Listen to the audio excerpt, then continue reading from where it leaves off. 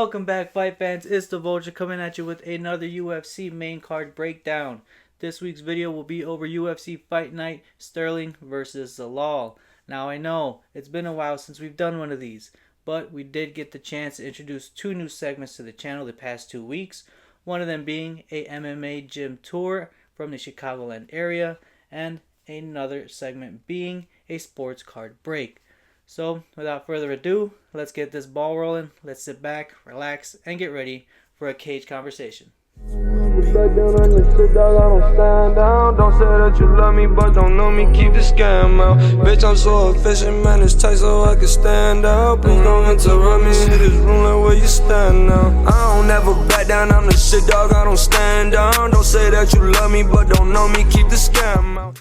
Kicking off the night, we have a heavyweight clash between Marcus Buchecha and he takes on Ryan Superman Spann.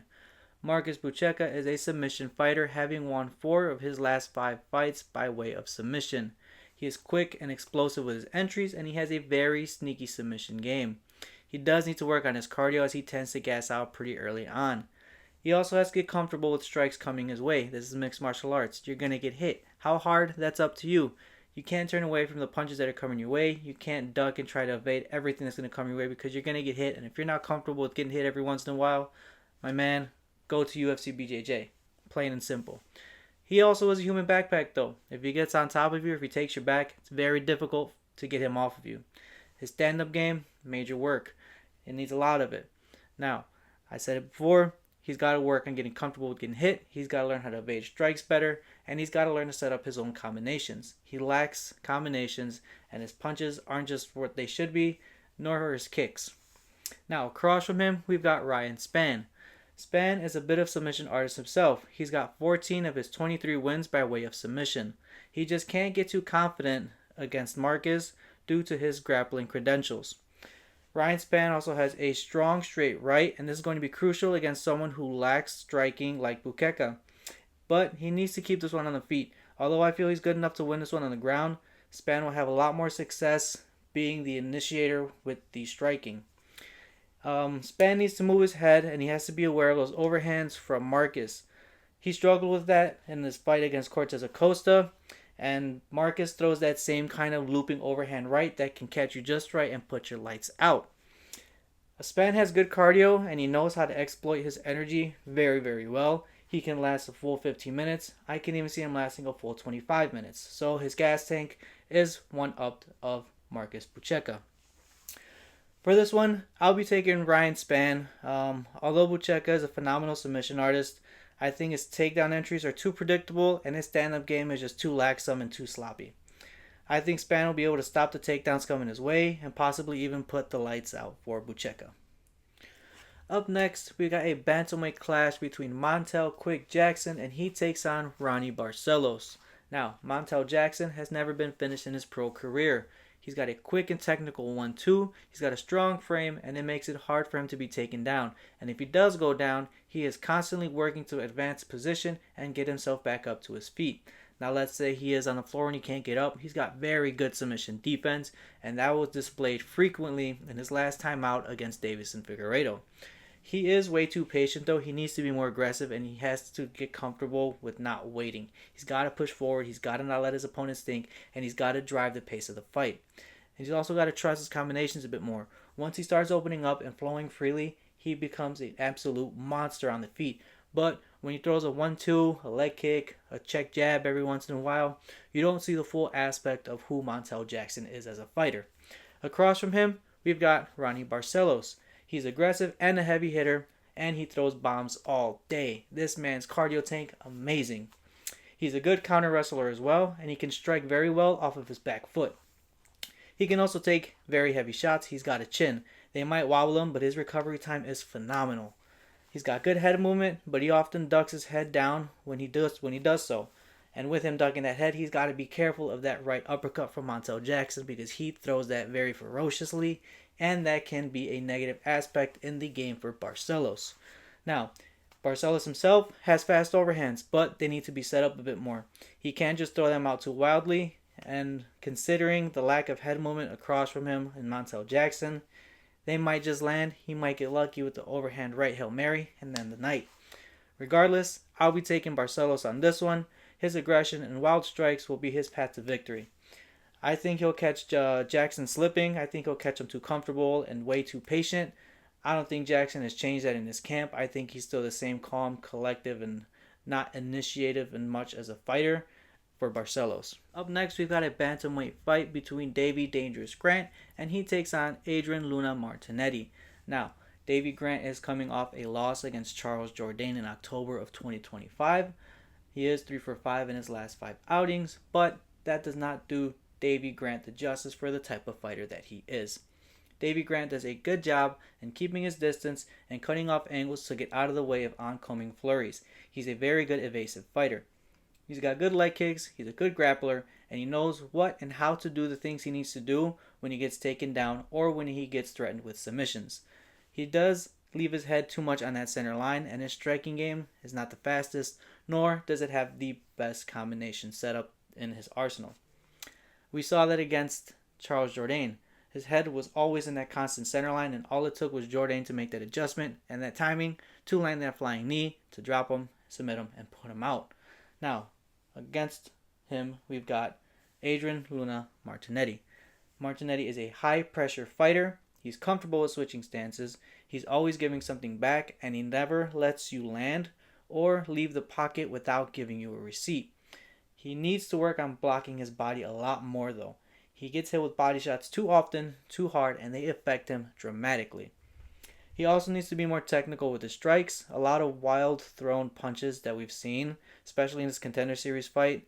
And he telegraphs his power shots. You can see him drop, pull back, and explode that right hand every time he wants to throw it with power. He also doesn't have the best chin. It's not made of glass, but it's definitely not made of steel. His cardio, also questionable. He gets hit too much in the body. That could be a huge factor to what his cardio is, and maybe we're not seeing the full potential of it. But from what I've seen in his clips and his highlights and his videos, not the best. So with this one, I'm taking Davy Grant. I think the veteran will be better at conserving his energy, picking his shots, and controlling the fight on where he wants it to go. The sloppy striking and the not so good gas tank will be the biggest enemies for Martinetti on Saturday.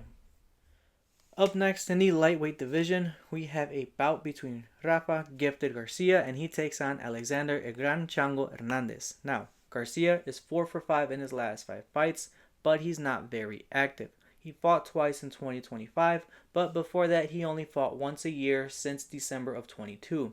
Garcia is light on his feet, he likes to feint, and he's very good at changing levels. He does a good job at controlling the center of the octagon. He's got good leg kicks, and he's got a strong and accurate right hand. But he does wait too long to get going. Usually the first round, he takes it slow, takes his time, but the second round is when he explodes, starts to get a little more comfortable, and starts to show the type of fighter that he is. But he is prone to getting countered in the pocket. He seems to focus heavy on offense and not so much on defense when he is inside that trading range. He also struggles when he's fighting fighters that are faster than him. Now, on the other side of the octagon, we've got Alexander Hernandez. Hernandez is very active, he moves side to side, and he cuts angles, and he is very hard to read. He is very fast, and he's got strong straights with both hands. He is a patient striker, though, but all he needs is one to land flush, and we saw that against Chase Hooper, and we saw that against Diego Ferreira. One clean shot was all it took, and that was game over for both of these guys. He does need to work on his head movement, and he also struggles with those faster fighters. And he also gets countered when he begins to overload on his opponents. So, I do see this one being a very high-paced fight.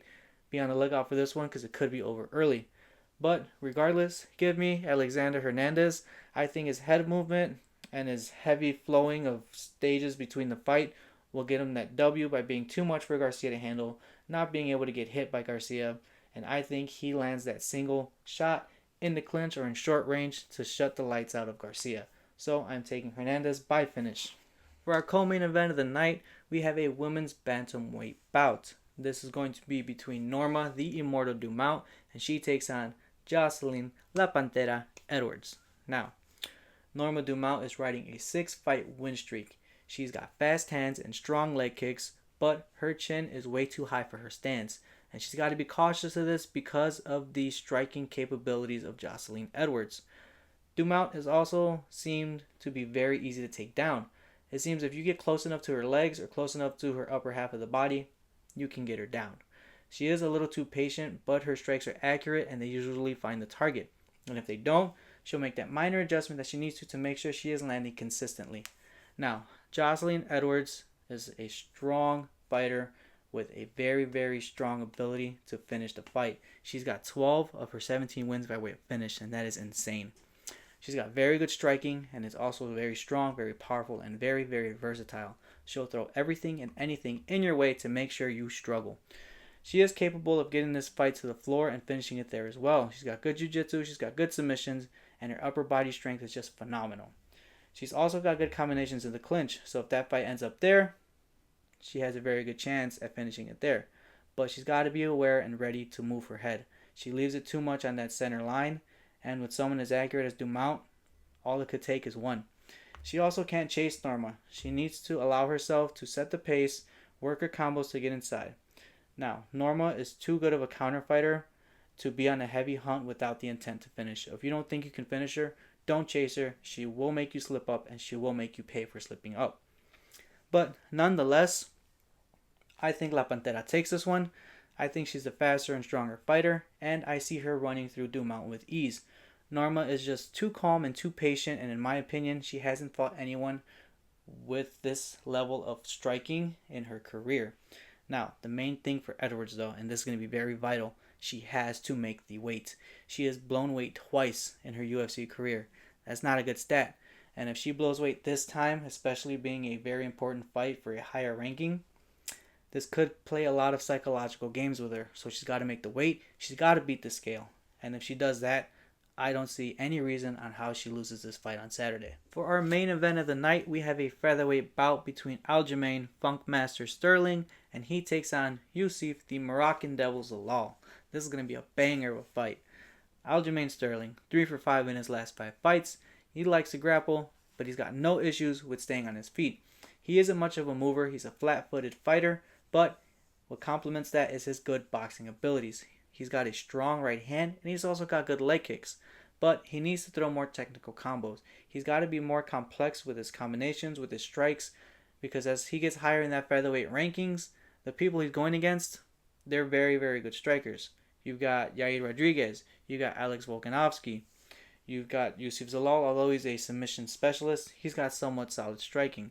He did beat Calvin Kattar, but, also a good stand and bait kind of fight. But I just think his striking game needs improvement. He also lacks head movement, and his chin is very vulnerable. It's almost as if we've seen him slowly disintegrate whatever of his chin he had. It seems like the smallest clips to his chin affect him greatly. I'm not sure why. Could be age, could just be, an overwear and tear kind of thing, but he's got to be ready and he's got to be protective of that chin. On the other side of the octagon, we've got Yusuf Zalal. He's a high volume finisher, has 14 of his 18 wins coming by way of finish, and 4 of those coming in his last 5 fights. His most recent finish was an armbar submission against Josh Emmett. With that, he does favor the submission game. He's got 10 pro career wins by way of submission. He is tall and lengthy, and he needs to use this to his advantage on Saturday. Aljamain is significantly shorter than him, so he needs to be making effect of that on this fight. He's got good entries to get the fight to the floor, and when he's there, he's got a wide variety of submission in his arsenal. His strikes aren't the fastest, and his head also stays on that center line, so he's got to be careful of that powerful overhand right that Sterling can throw. He's also got to keep his hands a bit more at home. They're too low, and especially for someone like Aljo, with his boxing abilities, that might be a problem. So, Zalal, keep your hands up and get this fight to the floor as quick as you can. So for this one, I'm taking Zalal. I think he'll find a way to make Aljo miss. He'll get him down and he'll submit him. Although Aljo's a good grappler, I don't think his ground game is anywhere near as good as Zalal's. So I'm calling a second round submission for Zalal on this one. Alright, fight fans, that's all we got for this week's episode. Thank you for tuning in. It was a pleasure going over this main card with all of you fight fans out there. Also, if you haven't seen my past 2 videos, like I said, one was a card break, the other one was a tour of a gym in the Chicagoland area. Very good videos. I enjoyed making them. Please Of course, if you enjoyed this video and any of my other videos, smash that like button, leave a comment, hit that follow button, hit that little bell icon so you never miss a future video. And as always, I'll catch you next time for another Cage Conversation.